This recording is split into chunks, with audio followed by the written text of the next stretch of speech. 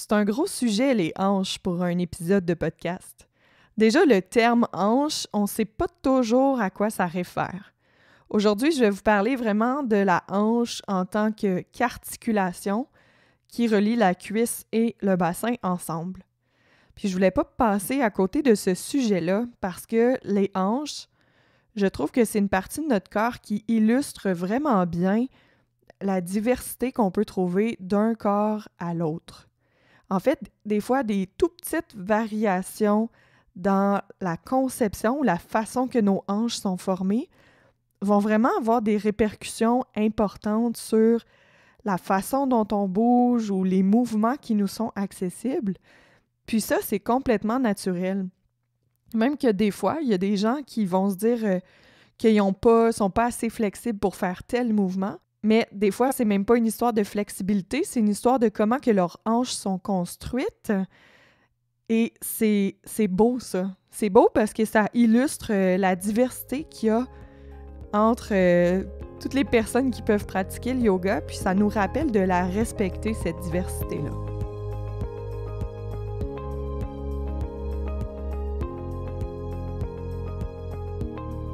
Je suis Camille Proulx, une femme passionnée et une professeure de yoga. Vous écoutez le podcast Des pieds à la tête et aujourd'hui, je vous parle d'une articulation qui est hautement sollicitée en yoga, les hanches, ou en d'autres mots, l'articulation coxo-fémorale. Je vais vous parler aujourd'hui de l'anatomie de la hanche, de certaines de ces particularités qui en font une articulation qui varie beaucoup d'une personne à l'autre et comment ces particularités-là et comment la forme de la hanche finalement nous permet de faire tous les mouvements qu'elle nous permet de faire. Puis, je vais terminer l'épisode en vous parlant des fameuses ouvertures de hanches qu'on voit souvent en yoga et en vous donnant aussi des exercices pour ressentir davantage vos hanches puis faire un petit peu des tests finalement, apprendre à mieux localiser ce que c'est et ce que ça l'implique.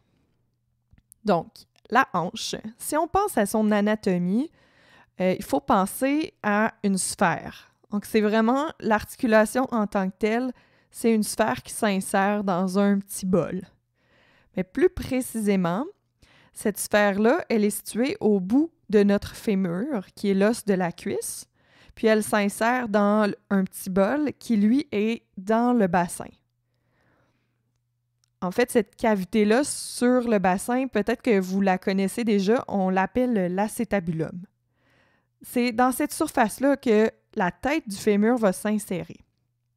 Si le fémur a une tête, il faut aussi penser qu'il y a un cou qui permet de relier cette tête-là aux manches ou à la partie principale du fémur. Puis ce cou-là, qui porte la tête du fémur, on l'appelle le col du fémur. Ces éléments-là que je viens de vous nommer, ils permettent beaucoup de petites particularités qui changent d'une personne à l'autre. Déjà, la façon dont le petit bol ou le trou d'acétabulum, finalement, est fait dans le bassin, et ça peut permettre différents angles, okay? Parce que le trou, il est comme vraiment inséré, puis on se retrouve à avoir un toit dans l'acétabulum. Et si ce toit-là, il est plus oblique ou moins oblique, ça va donner plus ou moins de possibilités de mouvement à notre fémur. Puis après ça, même chose du côté du fémur, bien, le cou du fémur, son orientation par rapport au fémur, elle va aussi nous permettre plus ou moins de mouvement. Puis la longueur du cou aussi va varier les mouvements qu'on peut faire. Puis là, je dis cou parce que c'est comme ça que je le vois, là, mais le vrai terme, c'est le col du fémur. Puis en fait, ce qui se passe, c'est que la façon que l'articulation elle est construite, et selon notre corps à nous, comment elle est construite dans notre corps à nous, il va arriver qu'il y a un os qui rencontre un os. Ou pas nécessairement directement, d'autres structures par-dessus.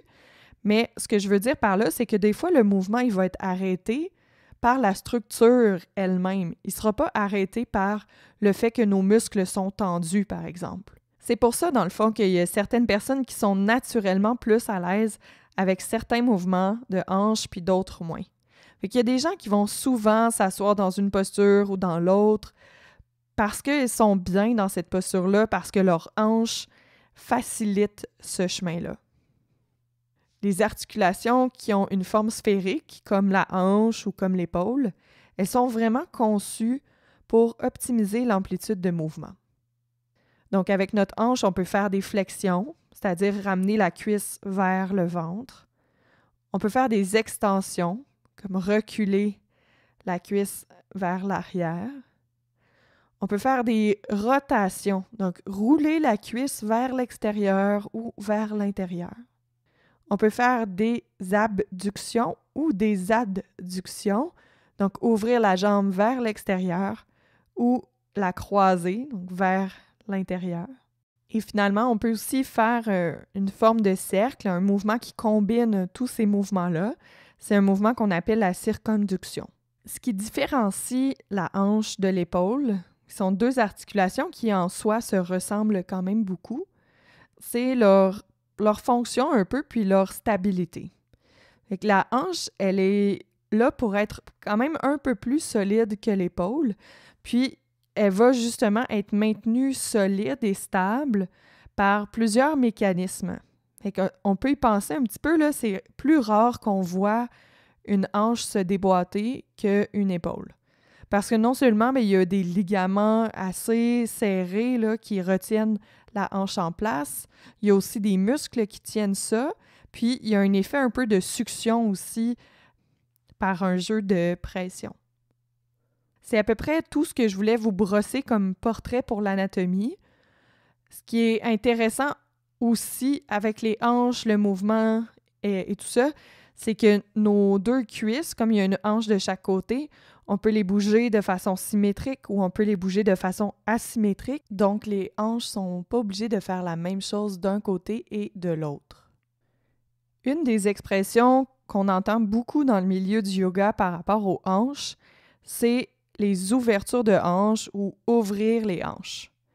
C'est une expression que je trouve un peu galvaudée, dans le sens où elle est tellement utilisée, puis elle est tellement associée à certaines postures qu'elle perd un peu de son sens. Je sais pas pour vous, mais moi, quand on me dit ouverture de hanche, dans un contexte de yoga, je pense souvent à des postures comme le pigeon, comme le lézard, qui sont des postures qui combinent une abduction, donc mouvement de la cuisse vers l'extérieur, du fémur vers l'extérieur, et une rotation externe du fémur, donc de la hanche.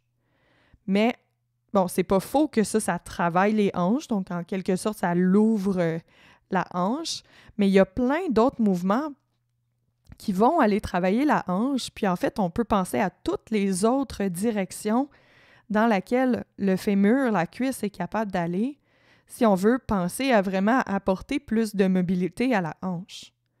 Parce que pour moi, ouvrir les hanches, ça devrait être ça, être synonyme de apporter plus de mobilité aux hanches, leur permettre de bouger plus.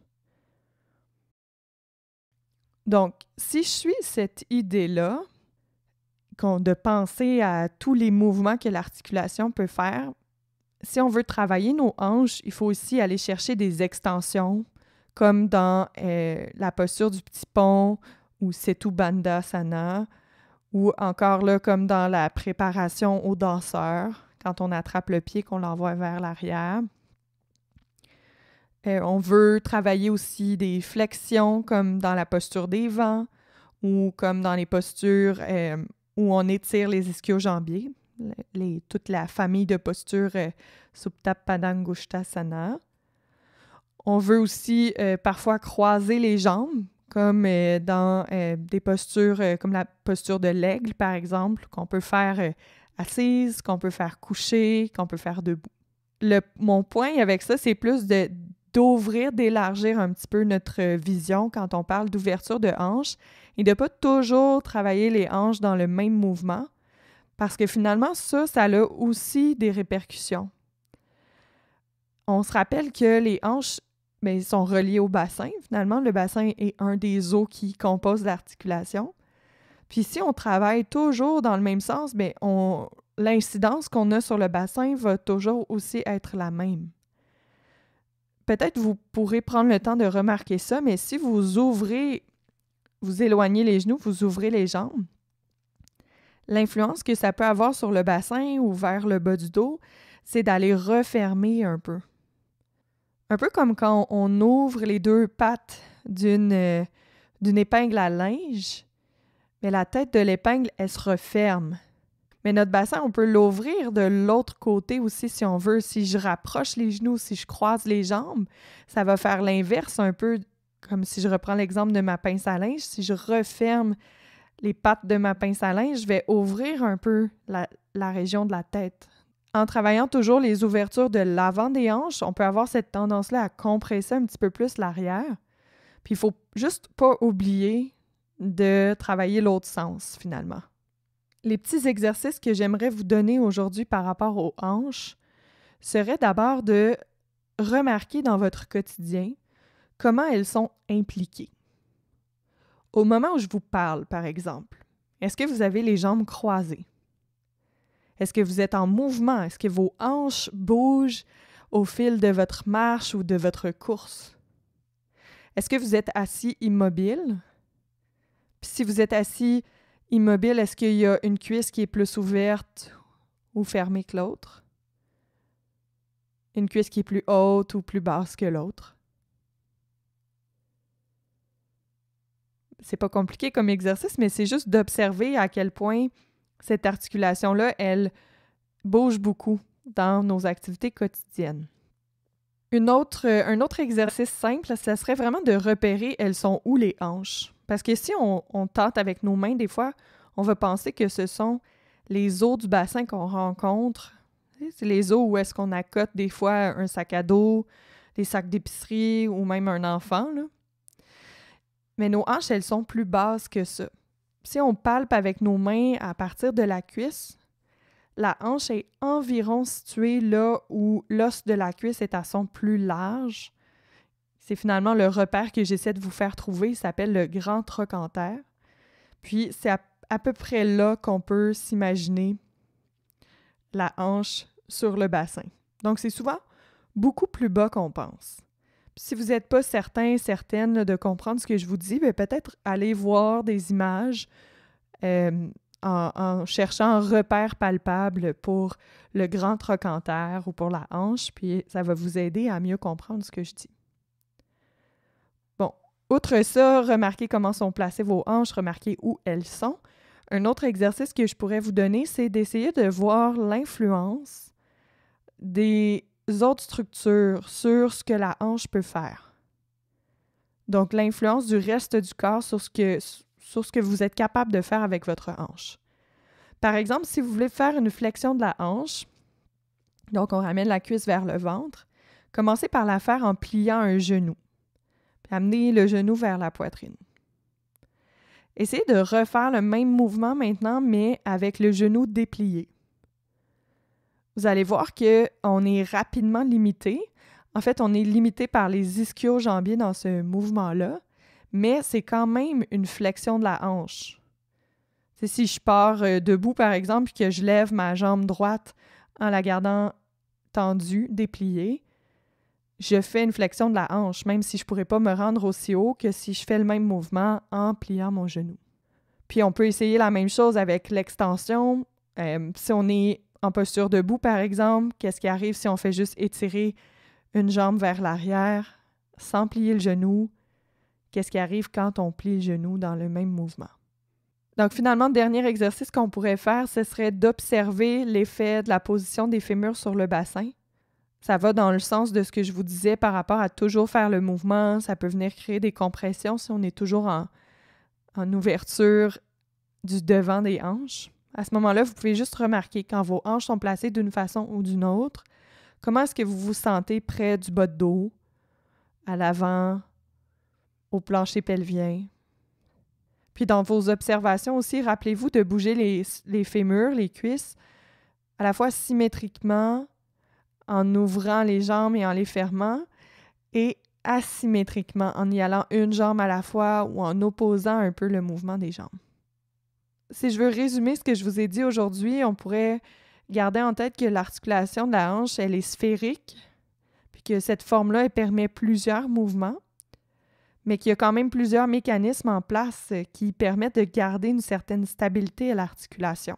Une des particularités de la hanche, c'est aussi qu'elle est très variable, mais c'est pas nécessairement qu'elle est plus variable que d'autres os, mais la façon dont elle est construite, ces variabilités-là vont limiter certains mouvements ou faciliter d'autres mouvements. Puis finalement, je vous ai parlé aussi d'ouverture de hanche, je ne me répéterai pas là-dessus, mais gardez en tête d'explorer plusieurs mouvements quand vous pensez à cette articulation-là. Je vous disais en début d'épisode que les hanches, c'est un gros sujet pour un court podcast. Puis, en effet, j'ai eu vraiment beaucoup de difficultés à faire mes choix sur les éléments que je voulais inclure dans l'épisode d'aujourd'hui.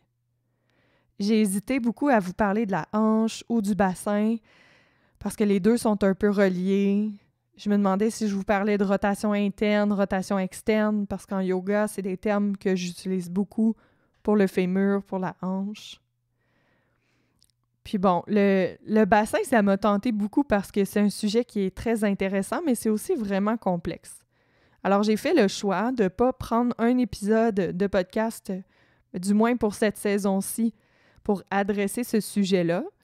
Mais par contre, les 2 prochains épisodes vont traiter de structures qui touchent quand même le bassin, soit le muscle piriforme et le plancher pelvien.